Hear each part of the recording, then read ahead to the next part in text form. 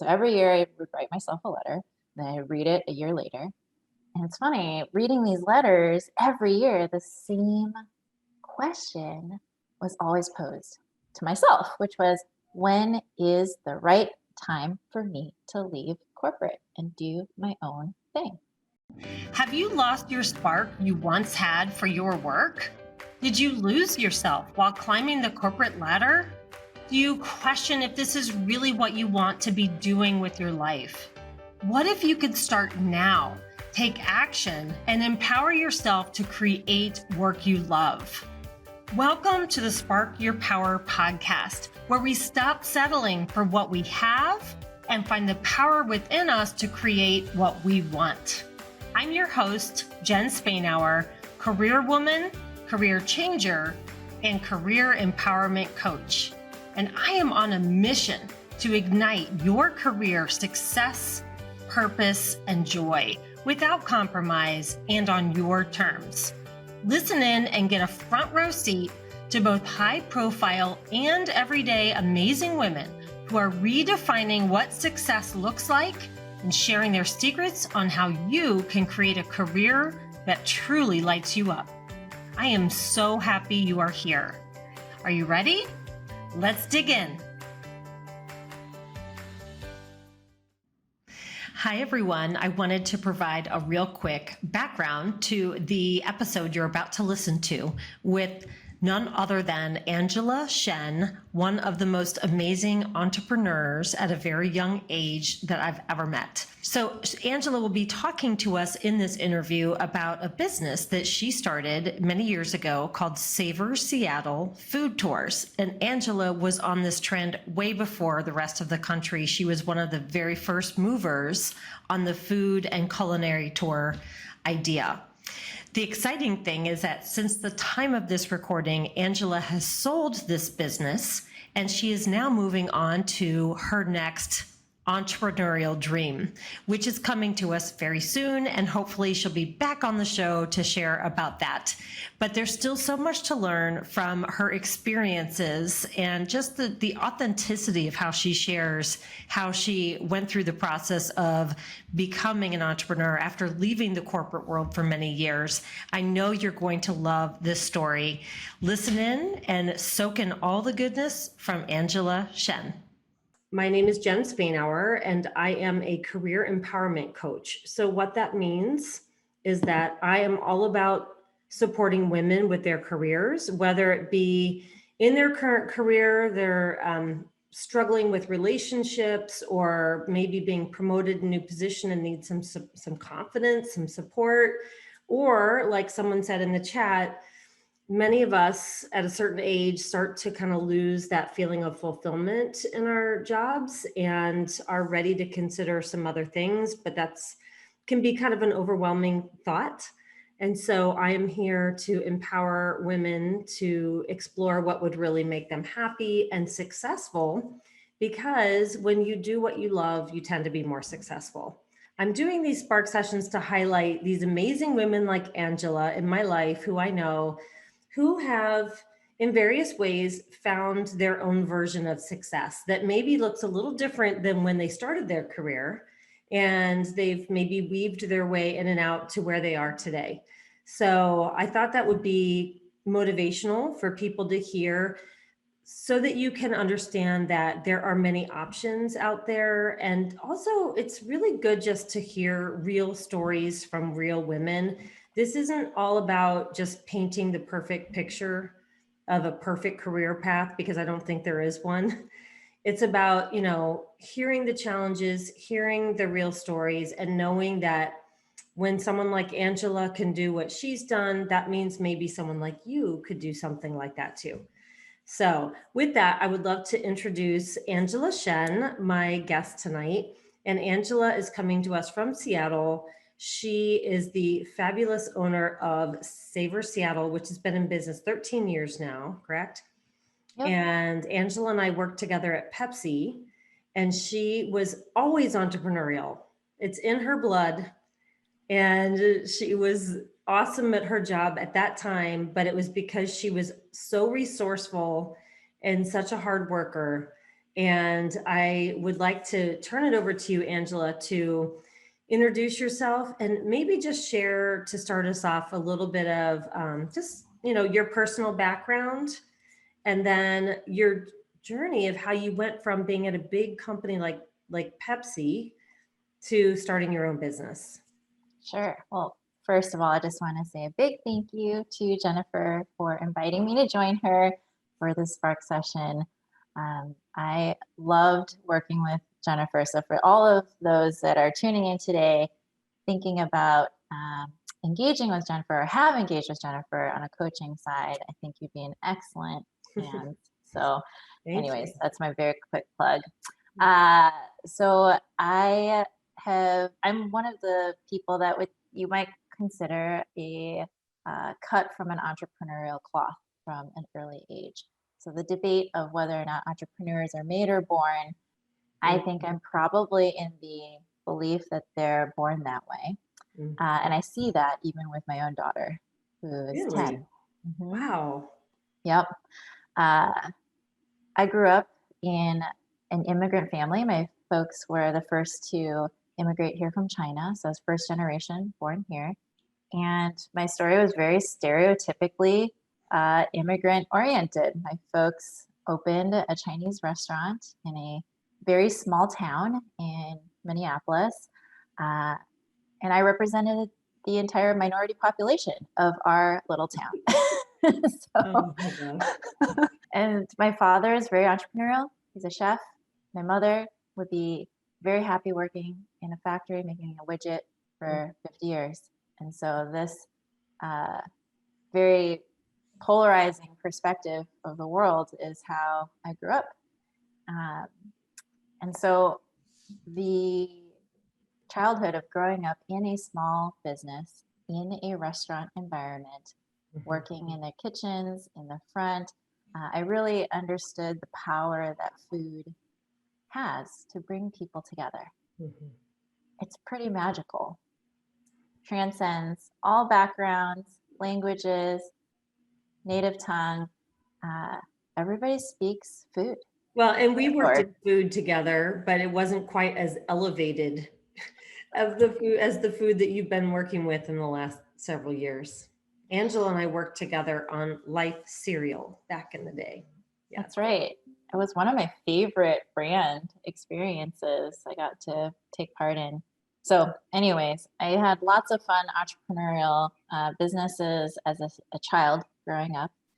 Everything from selling Chinese jump ropes on the playground to making up a stationery company in 8th grade, like all kinds of random things. I started an eBay business in college, went to an eBay power seller conference in college. I mean, it was always something.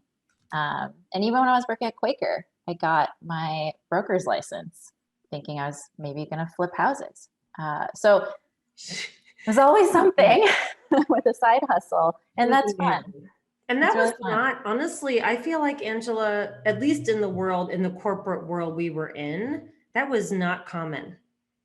That was not a common thing I saw with others who we worked with. You were definitely, people noticed that there was something about you, like, amazing. Maybe I was just weird. I couldn't take no. But yeah, so then I went to school in Philadelphia, got my bachelor's at the University of Pennsylvania, studied management and marketing, was very fortunate to land in brand management and worked at Quaker Oats, subsidiary of PepsiCo in Chicago with Jennifer, as well as a handful of really incredible powerhouse women, truly. And 4.5 years later, made the transition to Seattle and decided it was time to break out on my own or go and work for another CPG company. And I just knew it was that time. And in fact, I knew even before then, maybe you don't know this story, Jennifer, but like every year. I love hearing the news stories on these interviews. Yes. Okay. Yes. So every year when I was working in corporate, I wrote myself a letter. And I shared in that letter to myself every year, like how I was feeling, where I was at, the kinds of things that I was debating, but really I would seal that letter up, and then I wrote a date for a year from then that I Mm-hmm. couldn't read until the next that date came. Yep. And so every year I would write myself a letter, then I read it a year later. And it's funny, reading these letters every year, the same question was always posed to myself, which was, when is the right time for me to leave corporate and do my own thing? As a coach, I love that you were doing that. That is such a thing that I would do. That is such a thing I would make my friends do. If Elizabeth is on this call, she will know that because I've probably made her do that. That is no, that's awesome. And that's why I always put you in touch with my husband too, who's an entrepreneur, because he was always that way too. Like he was just always scanning, trying to think about what is it? What is the thing? What is the idea? And so and so when you did that, Angela, the day that you opened the old letter, is that the time when you would write the next letter to yourself?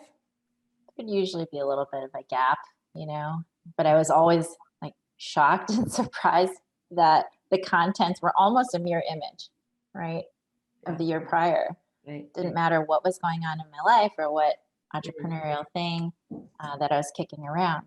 But Mhm. I can say this, when I knew it was the right time to go Mhm. uh, was when two things. One, when that constant pro con evaluation in my mind about a business idea Mhm.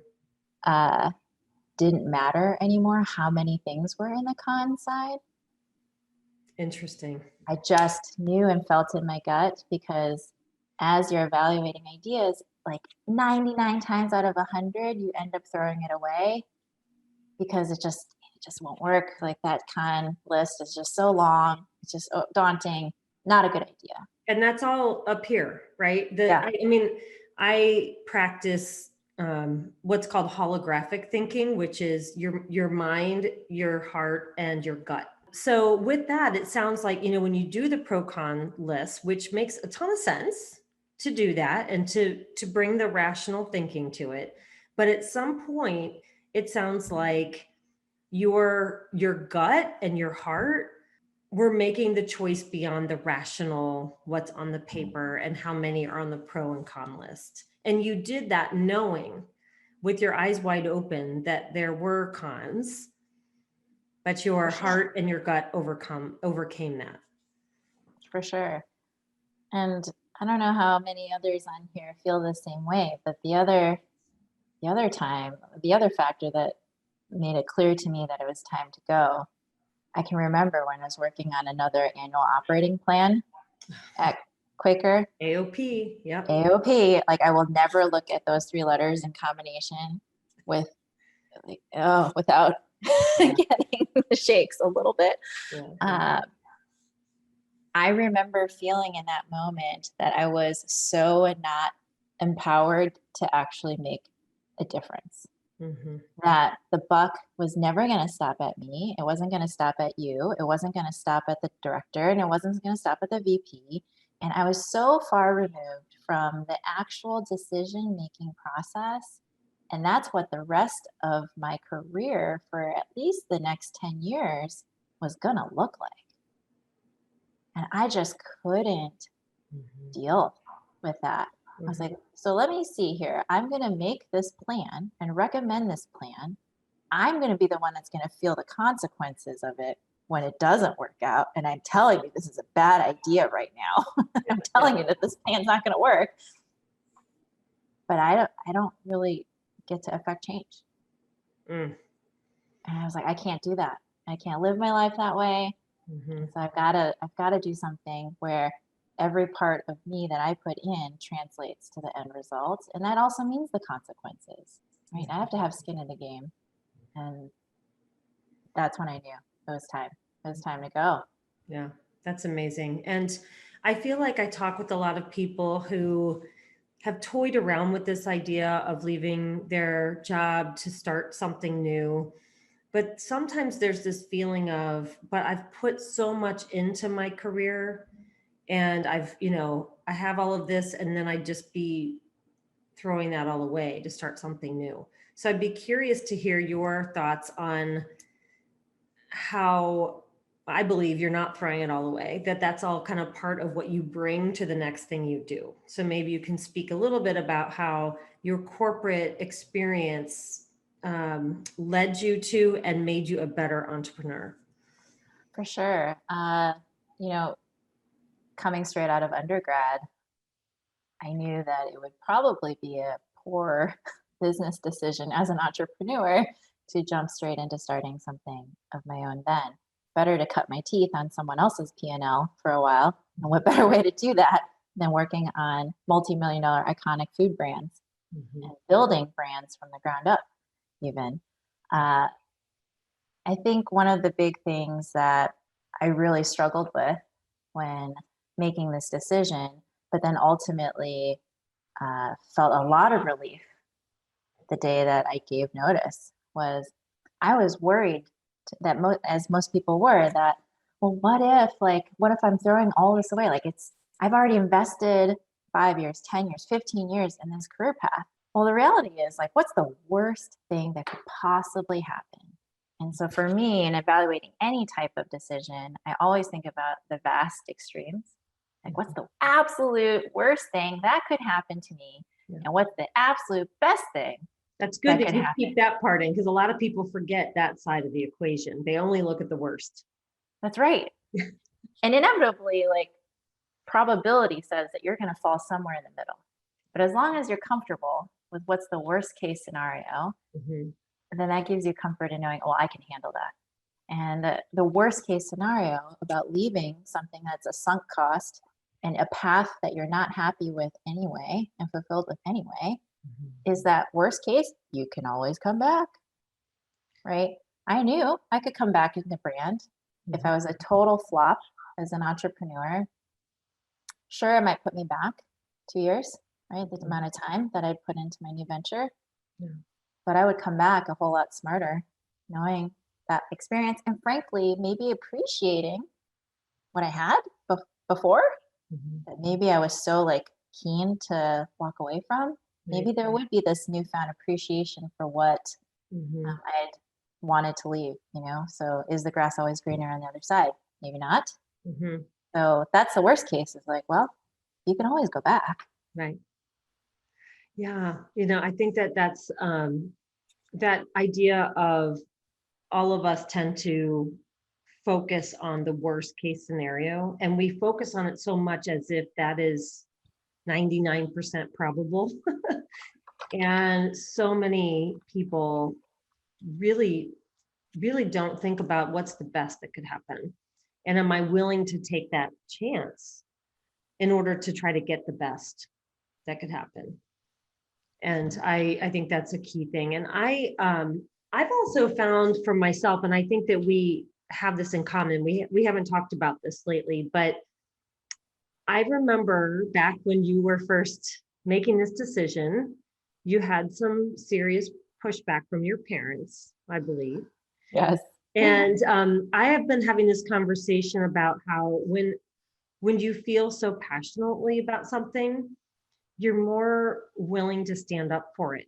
You're more willing to say, I hear you, thank you for your concern, but yes, I'm doing it anyway.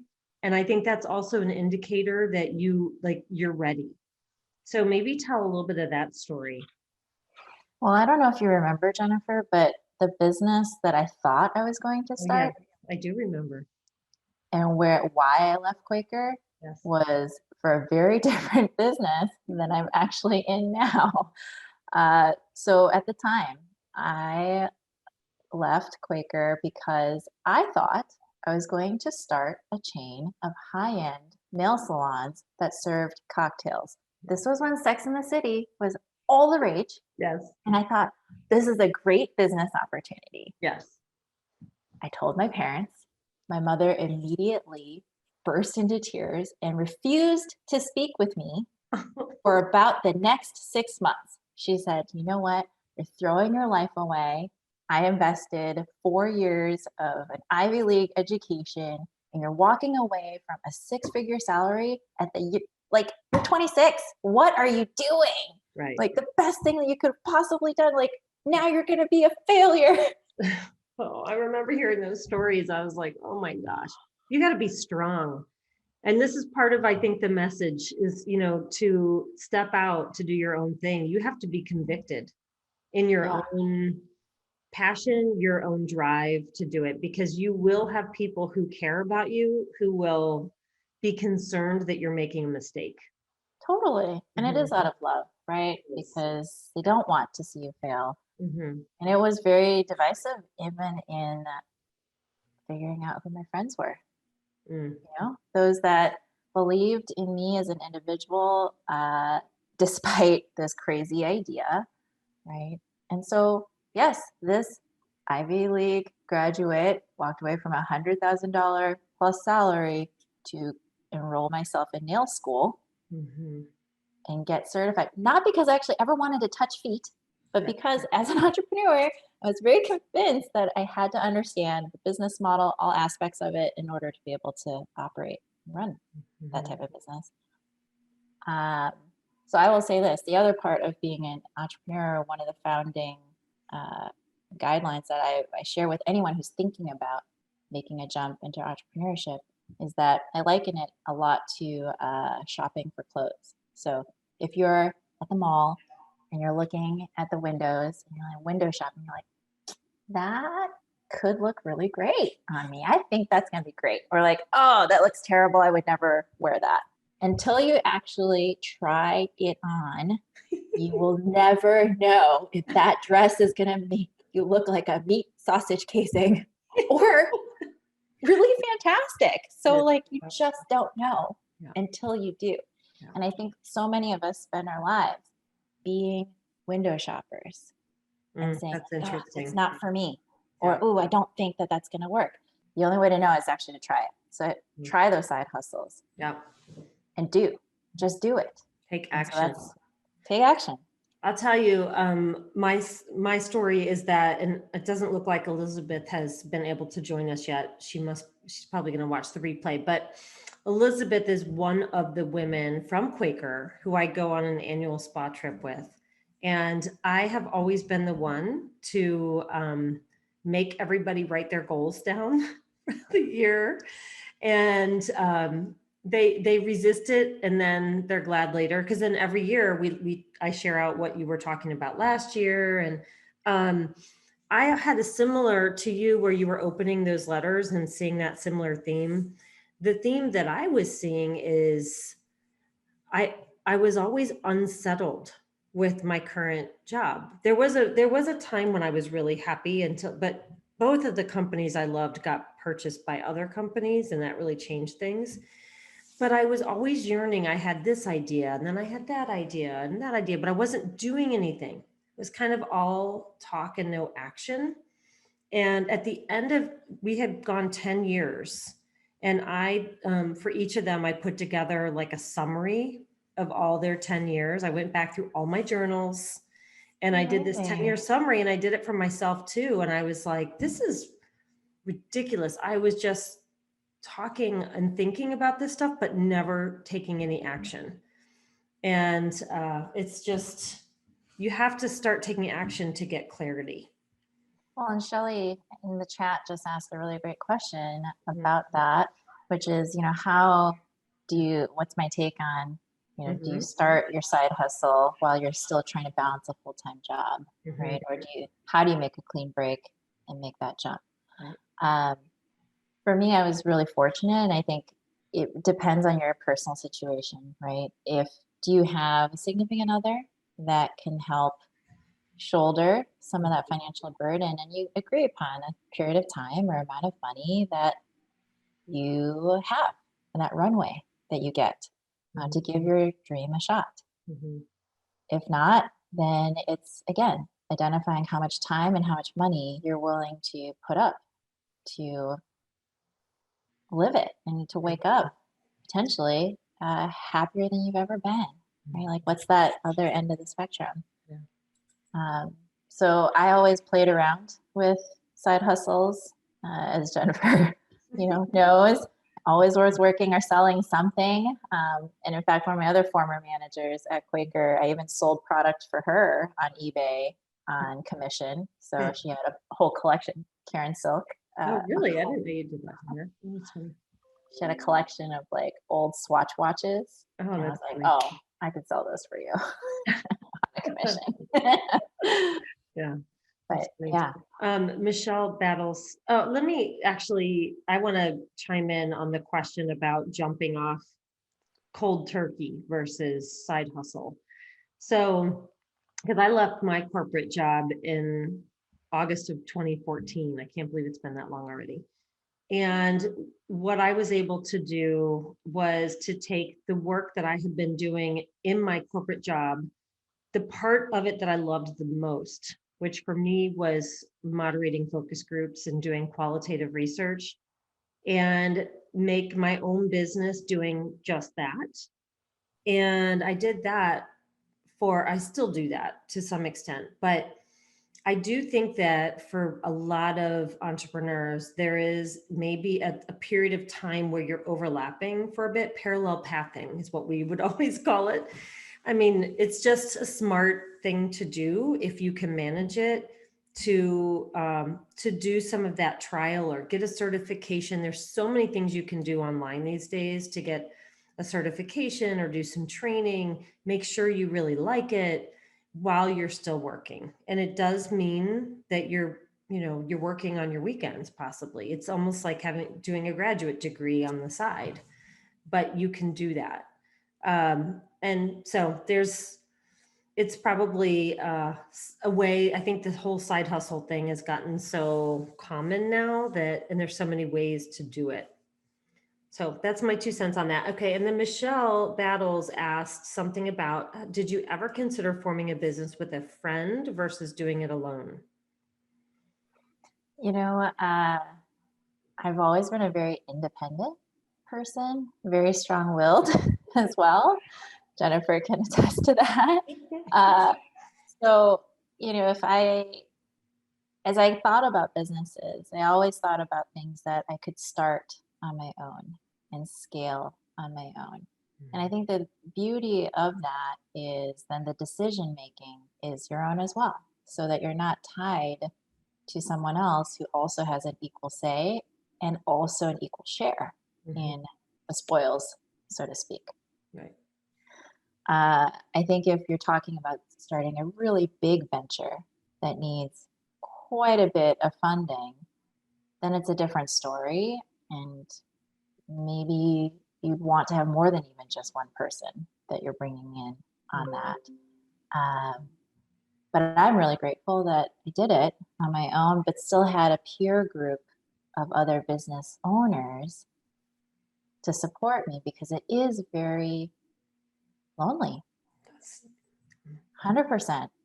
That's the word I was thinking too. And I totally agree with I have been in a mastermind group this year with other business owners, and it's so helpful to have other people, wherever you get them, whether it's a mastermind group or for a while there, I was working at a fabulous co-working space that is not open anymore.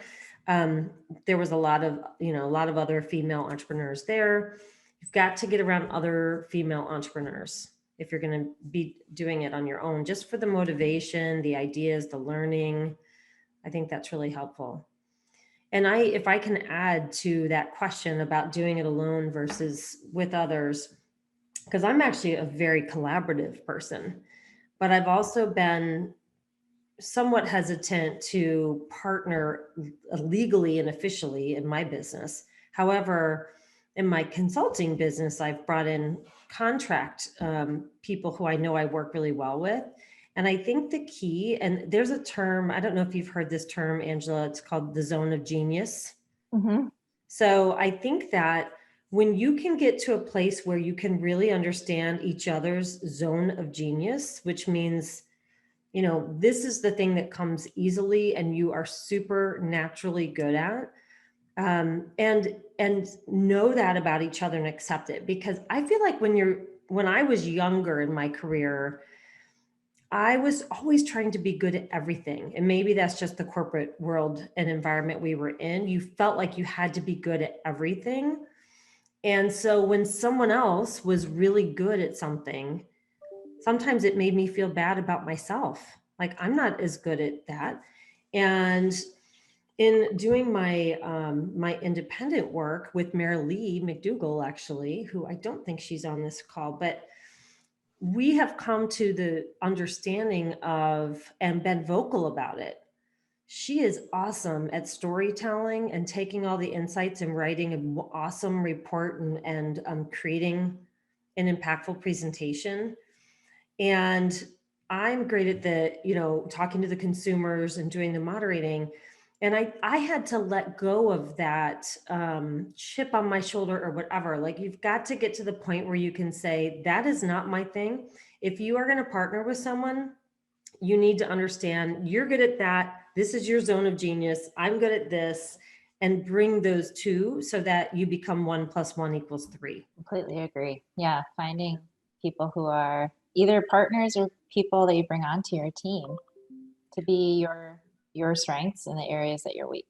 Right, exactly. It's got to be a complementary, yeah, versus two people with The two same similar skill set. backgrounds. So I wanted to so if you could take yourself back to that time when you started the business and share a little bit about you pounding the pavement, basically, and I don't know that you've really said too much about what Savor Seattle is. Maybe you want to talk a little bit about the birth of the company and Sure. what challenge you had to rise above to overcome when you were starting the business. Yeah. So I gave notice at Quaker the day I came back from my wedding, and was convinced that it was time for a new chapter. And my ex-husband and I moved to Seattle to follow his career path, and he was going to be working at Microsoft. And so I was in this awkward place of like, okay, I think it's time for me to start a nail salon in Seattle. Uh, and I was just, funny enough, I think the universe was trying to tell me something because I remember. I remember what happened. this was so funny. I had just gotten certified in Illinois for my nail technician's license. But of course, that's not transferable to a new state. And so I had to get recertified. Well, it's like a whole different battery of tests and in-person practical exams that they didn't have in Illinois. So everything I'd learned and prepared for was completely a bomb when it came time for me to get certification. Not only did I miss my first exam because I forgot my driver's license That's or what I was ID, gonna- Yes. the second time I actually failed it. I didn't actually pass. And I remember calling my dad and saying, like, I think the universe is trying to tell me I'm not meant to be a nail technician. He's like, pretty sure that's the case. But I remember at the time, feeling so frustrated and was looking at different spaces. And my ex, he actually said to me, he's like, look, like you'd be so much happier if you owned this tiny podunk bakery in the middle of nowhere and had 10 customers a day than you would be ever running a nail salon that served cocktails. Like, that's the truth. You should know that about yourself. It took that moment of somebody else who knew me very well to tell me like I was crazy. And I was like, okay, it's time to scrap that. And he was right. He really was. What I loved about that business idea was the innovation, that twist, like this idea of taking cocktails into an experience that nobody had thought to pair together before. Which is So, interesting yeah. to me. Before you move on to Savor Seattle, like I think that's because we can get married to an idea. Entrepreneurial people who have a lot of ideas and get excited about them, and you had put some time and effort into it. So to allow that message to come through to you from the universe and from your ex-husband to tell you something and to be able to let go of that idea and start over, even though, you hadn't started the business yet, but still we get really tied to our ideas sometimes and we don't want to let go of them, even when the signs are telling us to make a shift. I think that's Stop doing it. kind of pivot learning. You have to. You just have to. So switching gears, right? We're new transplants in Seattle, and whenever I met somebody, and I didn't know anybody in Seattle, it was a brand new city to me. I didn't have any connections there. Uh, any new person I met would always say, "Oh, you're a foodie? Let me tell you about like this restaurant you have to go to. Oh, you have to eat here. This is amazing." And I kept thinking, "That's great, but I'm unemployed. I can't afford to eat at all these great places." And so then like that magic light bulb moment was like, well, what if for the price of eating at one restaurant, instead I could try 5, 6, 7 different places? That sounds like a really fun experience even, you know? So I thought, I was inventing the modern paperclip. I was like, this is great. Nobody's thought of this before. Simple Google search later. I was like, oh, it's this thing called a food tour. People, I think somebody's been onto this already. But at the time, it was, this was what, 13, 14 years ago. There were really only 2 companies in the entire world that were doing it. Or One 3, was in maybe 3, Seattle. One was in Seattle, right? that had started literally the year before. That Go would ahead. be a good story to tell too, is just like how you differentiated yourself and still, because a lot of times also entrepreneurs will be like, oh, someone's already doing it. I can't do it. Exactly. And I did think about that. I thought, well, gosh, this great new idea I thought I was being so innovative, but oh my gosh, somebody in Seattle even has already started it. And there's only like 3 of these in the whole world. Like, what are the odds? And so I did think about like, hey, okay, maybe it's a bad idea, toss it out. But, I thought, well, what do I have to lose at this point? Like, I think this is what a food tour should be like. Let me do some research and see what other people are doing. So I went and I attended that food tour from my competitor. Yeah. Smart. And I thought it was not great, did not meet expectations for what I thought a food tour experience would be. I flew to New York and I went on food tours of like the godfather who started this industry. Was really floored by what I saw. And then I went to the godmother in Boston and did her tours, and I met her. And I just started reaching out to every single person that I possibly could think of that might be in the food industry, because I had in tourism, I didn't know a single person in Seattle. I remember reading a newspaper article in the Seattle Times that was an entrepreneurial story. This Asian American man, corporate financial job for a very long time, decided one day to up and quit and start his own chocolate cafe. I was like, that's somebody I should talk to. So I wrote him a letter. I called him and I just hounded him, tried to find his contact information. And I was just like, I'm just going to be relentless. Like, I don't have anything to lose. And so from that connection, I got introduced to somebody in the tour business. That person introduced me to the tourism bureau here in Seattle. And so like, it just started. But yeah, I'm pretty sure no one that I met when I was starting this at 26 was like thinking that my business was actually going to work. Like, frankly, they were probably like, I don't have the heart to like break it to her. This like bright eye, bushy tailed, like spark. But I'm like, I'm going to do it. I'm just going to do it. Because I don't want to go work for the man again. So this is my chance. I've got to make a go at this. Why do you think they thought that it wouldn't work? Because they told me so. What was it about the idea that they didn't think would work? I think, so the first place that we started, which still is very much where our roots are, is in Pike Place Market. Mm-hmm. It is the oldest, most iconic food destination in Seattle. Mm-hmm. It's where they throw the fish, where you see the beautiful fresh flowers. You immediately think of Pike Place. Mm-hmm. You think of Seattle. Well, generations of families and small businesses have been operating out of that 100-plus-year-old place. And every person I talked to was like, we've seen every idea come and go through here, right? Like, that's great. You think you're going to start a tour company in winter? That sounds like a winning combination. But I was like, you know what? I think I have a great idea. And again, what do I have to lose? And if I don't invest my own time, and $50,000 was what it took to start up a website, hire a great PR agency, and just start leading tours by myself, uh, then who else was going to believe in me? You also found, if I remember correctly, there was a very specific way that you differentiated your tours from others. Yes. So in going on other people's tours, and again, we've actually changed strategies since then. But what I noticed was that it was really hard to hear what the tour guide was saying. And they had lots of great things to say, but it was just difficult to hear. And I thought, gosh, this has to be a problem for a lot of tours, not just walking tours. And so we actually invested in audio equipment where everybody could have their own earpiece and a receiver so they could hear very clearly as you're walking around roaming, and you could turn it up, turn it down.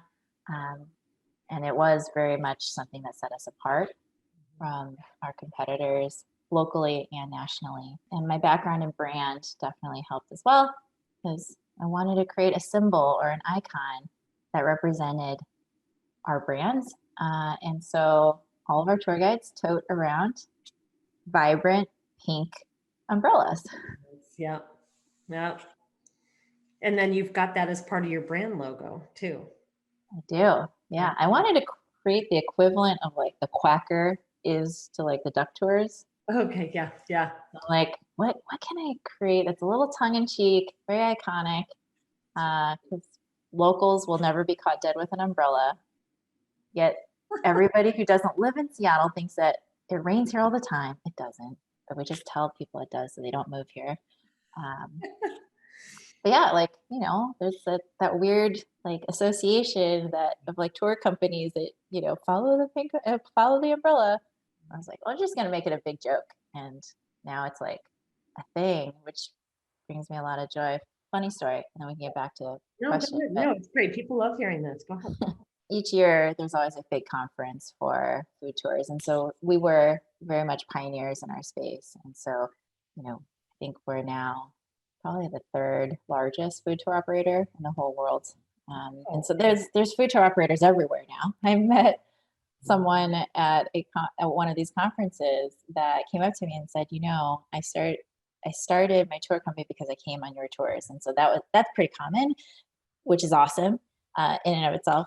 But this lady, she came up to me, she's like, we had a customer come up to us at the start of the tour and said, what color is your umbrella? Like it's like an expectation that like they're going on a food tour, and so what color is their umbrella? Because they're not in Seattle. And I was like, oh my goodness, that gives me such joy. No, but that's awesome. That's something that you brought. And I have heard many people say when I started my coaching business, don't worry about your website. You don't need a website. Don't worry about a brand. Like, don't worry about all those things. Just get started. And there's some truth to that. But I also, I think coming from brand, wanted to create something that was solid and respectable. And that I could even from my own mental, like I own this business. I even have like these pens that I use that have my I bought a bunch of them before COVID for all these speaking events I was going to be handing them out at, and now I just use them. But there's just something about creating that imagery, that icon, and to feel like you are creating a business. I believe in it. 100%. And I think when you first start your business, you are being really cost conscious, of course. But like things like, a website and your brand iconography, and even your PR. I will say the best advice I got was spend the money when it's harder to spend it, because that's when people are going to care to hear about who you are and what you're doing. If you wait for PR and spend it when you have the money to talk about what you're doing, nobody cares anymore because you're old news. Oh, that's interesting. So, I always noticed that you had a lot of PR, and I was wondering because I think also as an entrepreneur, you wonder like how much do these things cost to hire a PR agency or something like that? Early on, I mean, of the $50,000 I seeded the company with, I would say at least half of it was in relation to creating the brand, the website, and then hiring a launch team for PR. And that was really bootstrappy for 25,000 to do all of that. But the idea was like, you want to come off as being larger than life. Like, you're not a one person show, and you're professional, and you've been doing this forever, and you should part with your money. Right. So, I mean, if you're trying to convince people of that, then you better look legit. And that, I knew I had something different to talk about. There's not anybody really doing it the way that we were doing it. And sure, like, better talk about it while it's still new and fresh before I had 6 new competitors, which it literally only took about a year and a half before that happened locally. So yeah, and even now with PR, we do spend a chunk of money on PR, but a lot of it now it's just being scrappy and doing it yourself, right? Like, there's if you who's writing those articles, contact them, make a really compelling pitch. They'd frankly rather hear from you than a PR agency that they just get bombarded every day by pitches from PR agencies. It's actually kind of refreshing when the owner of a small business is the one to personally reach out with a story or an angle. That's good advice for me too. Well, that's good to hear. So the idea of women entrepreneurs, female entrepreneurs, and for one, I think that it's growing quite a bit for women. There's still a very small percentage of female entrepreneurs who grow a company that is worth over $1 million, I think. So there's still there's still so much runway for women. And I just wonder what your experience has been in your 13 years of being a female entrepreneur, and if you've seen any differences between women and men, or just how it's been for you as a woman. 100%. Like, there is a difference, right? I mean, I don't think about that very often, but when I'm reminded in situations, not only of my gender, but my ethnicity and the combination, or my age, that it's very shocking because I don't expect that. I don't think of that, right? Because you're not limiting yourself. See, that's what I love about what you just said. You don't have a self-limiting belief about it, and therefore it's shocking to you when you realize other people are trying to limit you by it. I love that. Right. Thanks. I'll share a story that, there will be times I think the hardest thing is like when it is someone that you would imagine should be a champion for you, another strong female successful entrepreneur, when that ends up being seen as being competitive or somehow taking away from someone else's success just because you're championing their light, right? Like that, it happens, and that's really difficult. So it's not all unicorns and rainbows, and that's the truth. So find your tribe, the people who really do believe in you, male or female or otherwise.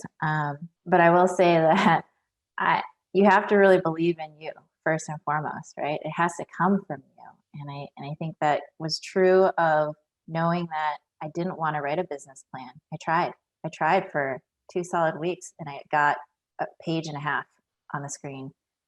And I realized that I am not in it to try to convince somebody else to part with their money. Like, if I can't part with my own to do this idea, then I shouldn't be doing it at all, right? So I have to believe in me. And I had a pretty adverse experience with someone in Pike Place, actually, who was an older gentleman. And it got back to me that my reputation was that I was, really, what was the phrase that was used? Something like hard-nosed and just type A or aggressive or something like that, right? And I was like, you know what? And I actually went back to this person. I said, I've heard, because this is a very small place. Yeah. I was like, so, I've done a lot for the market, and I hope that you guys can see that. But here's the thing. if I was a man, you would be telling me that I'm a go-getter and that I fight for what I believe in. So doesn't change that I'm a female. I'm not going anywhere. Like, so you're still gonna have to deal with me. But look, I'm fierce and I believe in myself, and I'm gonna stand up for what I believe in, and just do it.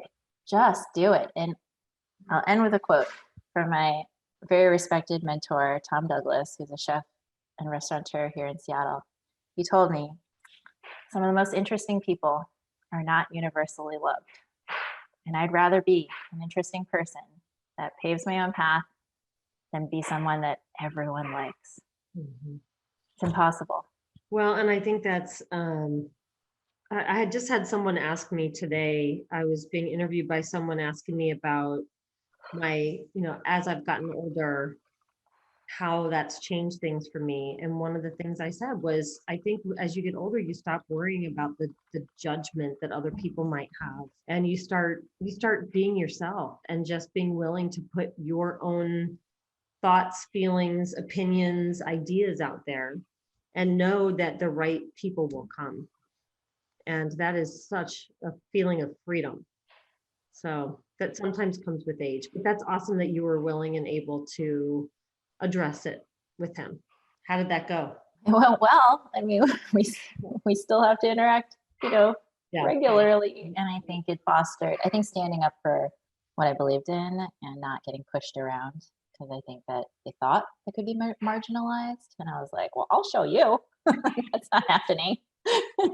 Any last thoughts on some of the people on the call? Perhaps they're either working and considering a side gig or a move, or possibly they've even been downsized or let go during these times where a lot of people have lost their jobs. Any words of wisdom, just in terms of if you had someone come to you, one of those young 26-year-olds, what do you tell people who are considering becoming an entrepreneur, and what might you have them think about? I would tell them this. Doesn't matter if you're 26 or 56, you should spend all of the rest of your time on this planet doing something that brings you joy. It's not guaranteed what's coming next. And if 2020 has shown us anything, it's to appreciate what we have. And I'm going to make it a little emotional talking about this, but I think about what's most important. And I'm lucky. I have a significant other that loves me dearly, 2 wonderful children. And, as I struggle and as entrepreneur or people in corporate are making that decision, do I break out on my own? The financial decision of like walking away from something that's stable and just steady, but like unfulfilling, walking away from that. Like, how do you do that? How do you let go? And I will always remember what my father tells me. He's like, money, you can always make more of, but what you can't make more of is this one life that you have, your health, the people around you that you care about. And so what's the worst that can happen? Go, you follow your dream, be it 56, 26. If it doesn't work out, go back. But you're not exactly leaving something that you're super happy about anyway. So do that. You can always make more money. And I also think that the other thing we've learned in 2020 is those corporate jobs that are stable are not necessarily stable. When, when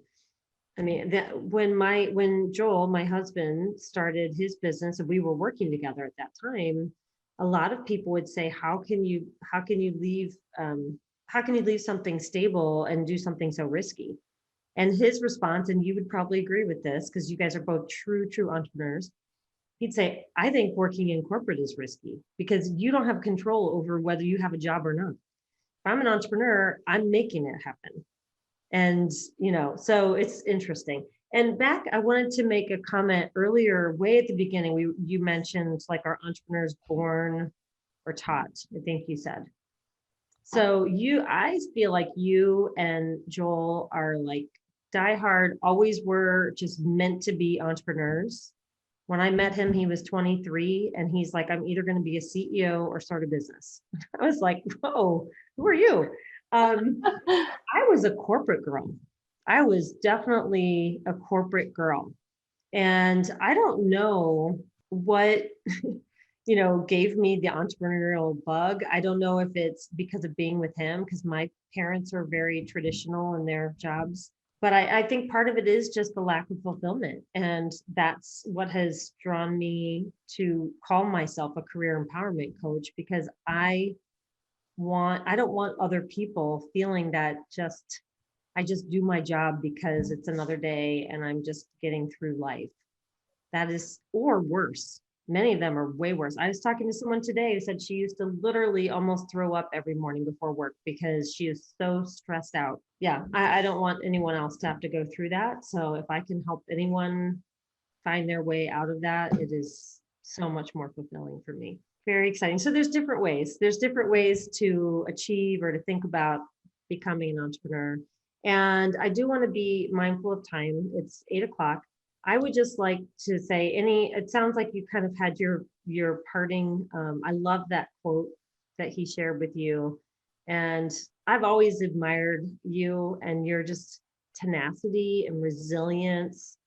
And I remember when you were trying to create all those restaurant relationships, you're new girl to town, and you had to really put yourself out there, and you did it. And so you've accomplished so much in the last 13 years. You must be very proud of what you've created. So Thank you for your kind words. It's good to take a minute to even just hear it. yeah, and I love that you were so resourceful is the word I would think of, because you were finding those people, even if they weren't doing exactly what you were doing. And also, I think within the world of within the entrepreneurial world, people seem to be more willing to talk, especially if they're a solo business in another city. They're often very willing to talk with you about their experience. All right. Okay. Well, I think we're going to call it a night. Thank you so much, everyone, for joining. And Angela, thank you so much for taking your time to come join us and inspire everyone here tonight with your experiences. Thank you for listening to Spark Your Power. Remember, the best way to predict your future is to create it. Don't waste another day, my friend, tolerating a job you don't love. I believe you were put here for a reason. It's your job to figure out what that is and go do it. Go to your favorite podcast app, hit that subscribe button, and leave us a review. It would mean the world to me. And if you found your spark today, then go ignite someone else by sharing this podcast. See you next time.